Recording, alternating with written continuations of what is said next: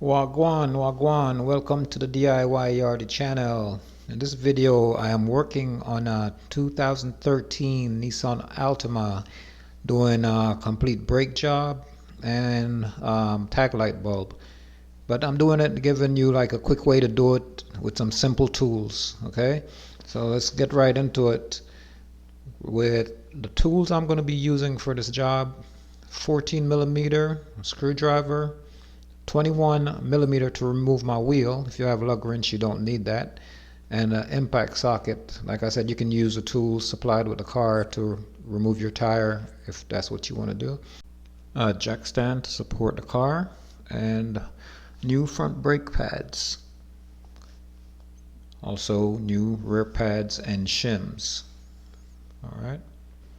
So first, I'm going to get my car jacked up, and I always try to jack on the frame of the car, the hardest part of the body of the car, so which is that plate that you see that I'm putting the jack on right there.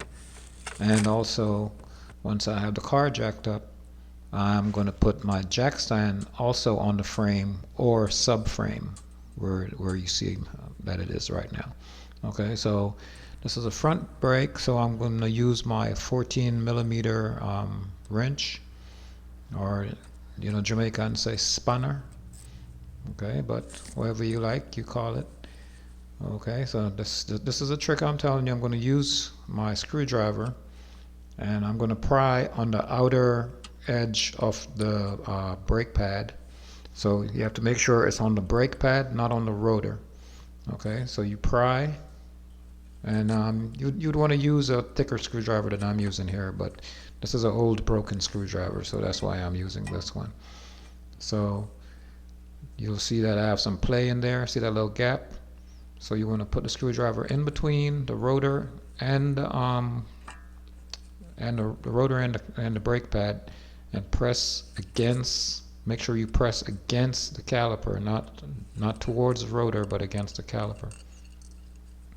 All right. Once you got the caliper piston pushed in, then you can open it up and remove your old brakes. All right. So this is a piston, and you can see that it needs to go in some more, but because my screwdriver was so flimsy, like I said, it's better to use a nice thicker grade screwdriver.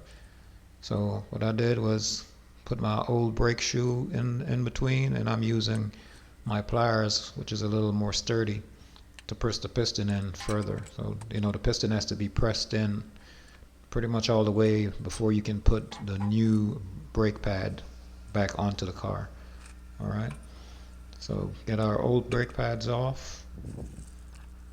All right, and you always want to grease. These are the caliper bolts, and caliper slides back and forth on these bolts, so you always want to make sure that you grease them up before you put them back together, because over time this grease wears away. All right, and the caliper will actually end up getting locked up on you, and once the caliper is locked up, you'll end up needing a whole new caliper. So best to just keep them greased up every time you do a brake job. You check them and make sure they're nice and greased up. Alright, so I'm getting this lower one out, and I'm also going to put some grease on that one. You can see the grease is drying up on this one. So here we go. Make sure that's it's a decent amount, so that it lasts until the next at least hopefully last until the next brake job. So I have a little excess, so I'm actually getting it in the hole that the slider goes into, and I want to twist it and turn it and make sure you get the grease worked around in there. All right, so now I'm gonna get these old shims removed, and if you get a decent decent pair of brake, or a decent set of brake pads, it'll usually give you new shims along with the new brake pads. So that's a new shim, and gotta Make sure it clips in place. This one is giving me a little bit of a hard time, being that I'm using my one hand here. But I always say I never let a machine, kick my butt. Man made it, so man will conquer it. All right. So there you go. I'm using my screwdriver to make sure it's properly seated. Also, you want to make sure right there in the corner by the rotor that it's locked in place, because there are little clips right in that area also to make sure it doesn't rub on the rotor. Because you'll get your brake job done and you'll hear a whole bunch of noise when you start to drive. Now this is the upper shim, and it has these little wings on it. Different cars are designed different ways. They're similar, but a little bit of different design. So what these little wings are for is they actually help to, when you release the brakes, it helps to take the brake pads back, pull them back off of the rotor. So that also helps to preserve the life of the brake pads. So what I'm doing here is I'm adding a little bit of grease to my contact points of the brake pad to the caliper, where the brake pad touches the caliper, to help it, slide back and forth easily in the caliper. So whenever the brakes are released, the pads are supposed to move back away from the rotor. Okay, so this little clip goes right in there. All right. So once you get it in, then you put the brake pad in place. Okay, got that in there, lined up right where it's supposed to be. Now we're working on the outer one. Same thing, gotta grease the edges that touch the caliper. I mean, it doesn't have to be a lot of grease, just liberal amount, because it sits in this little slot. So there we go. We got a clip, put it under, make sure it's locked under, and that you'll notice the caliper, the pad popped out just now. That's what it's supposed to do. That little wing is supposed to push back on it.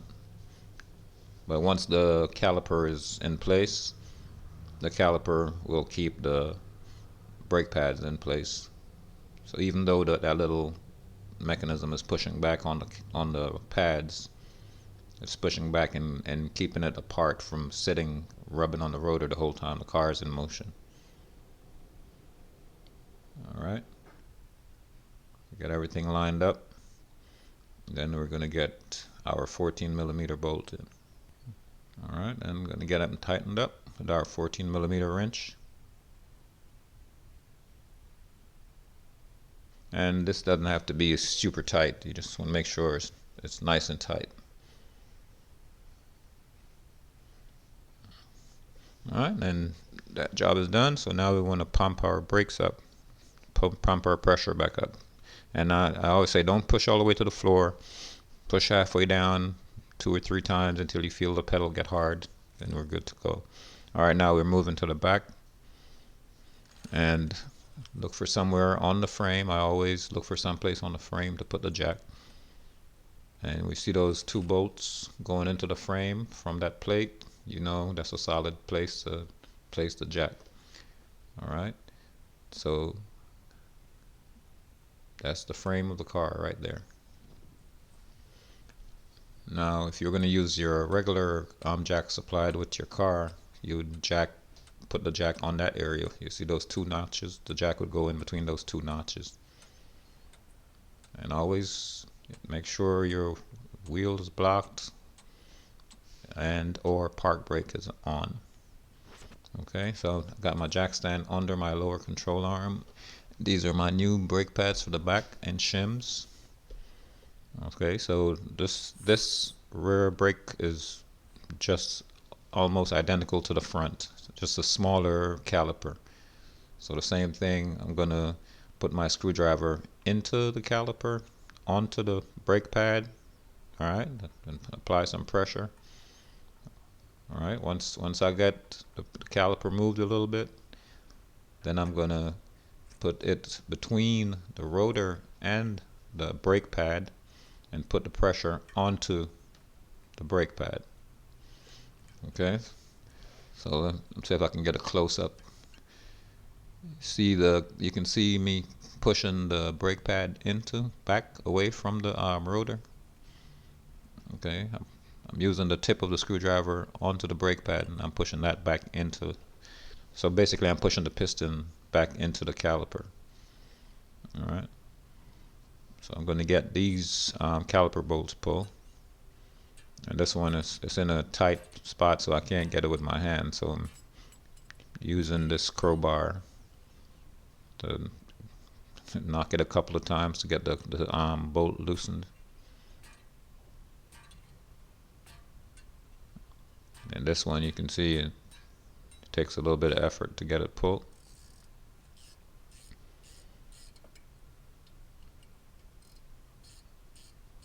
And it's kind of tight, so I can tell the grease is dried up in this one because it's not supposed to be this tight.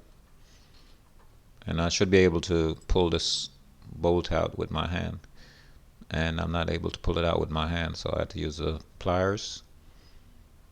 You can tell the grease is gone out of this one. It's completely dry. See how that looks? It's actually starting to rust, so I'll have to clean this up before I reinstall it. Okay, I'll get my caliper off. Bottom one slides out easy, so that's a good sign. The grease is still, still has a good amount of grease on the bottom slider.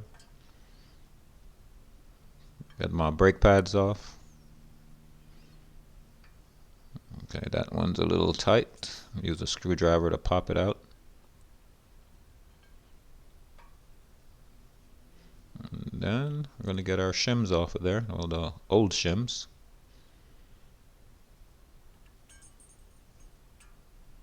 And they pop off pretty easily because they just basically sit in place,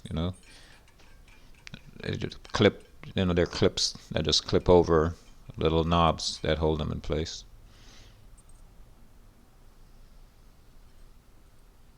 Okay, we clip the new ones on. This is the lower. You can look and see that it clips right on. And the upper. Now you notice the back shims are different from the front. The front, they don't have those little wings on them.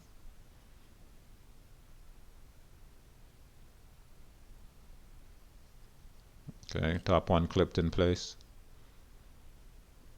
And the same thing like the front, put a little grease on the ends of the rotor where they contact the caliper. Help it slide back and forth in the area that it sits. And you see that little shine thing on the edge of the rotor. I'm sorry, the brake pad. That's actually the brake warning sensor. It's actually it's like a scratcher or a scraper, so it makes a high-pitched sound once your brakes get low. So whenever you're driving your car and all of a sudden you start hearing a squeak from your brakes, more than likely your brakes are low and they need to be changed. Okay, so you get that popped in the bottom slot and the top slot. See, that's nice and flush. And then same thing with the outer, nice and flush.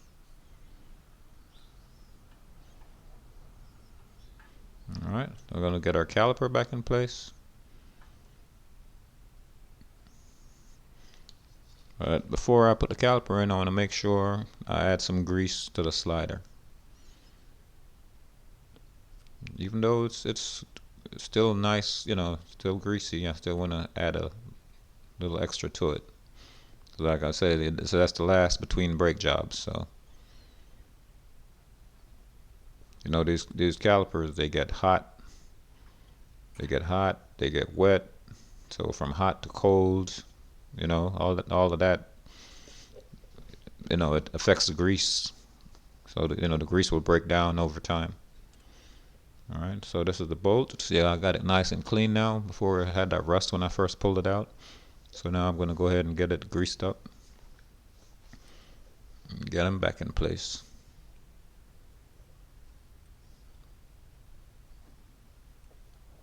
So try to get a nice amount on here.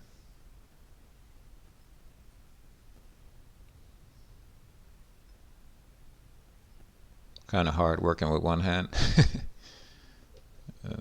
Doing my best. Still need to add some more. I was just trying to spread this around, but I still need to add some more to it. Because you want to get enough on there that when it goes back in the hole, you know, there's some extra or excess that goes in along with it. Okay, so twist it and turn it. Get that in place. And you can see that I can actually turn it with my hands right now. When I was removing it, I had to use the pliers to get it out of there. So that's a good sign. Now get it as tight as possible, hand tight.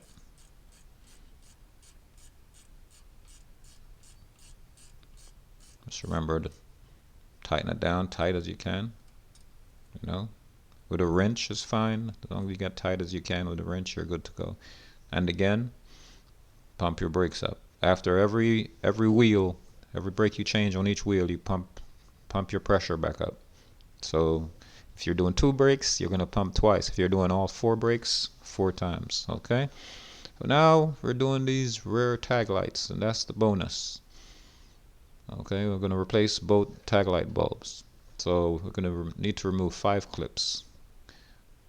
Okay, we're not taking the entire cover off. We're just that's the top clips, which is 5 to the top, and then this one here,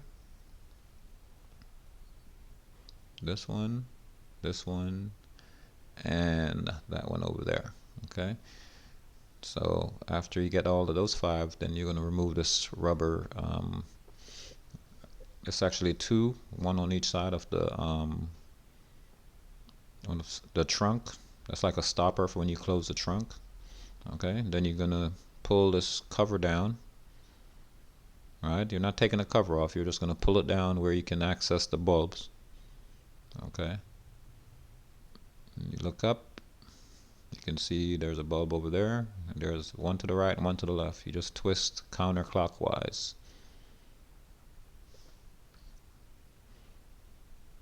Those are the new bulbs.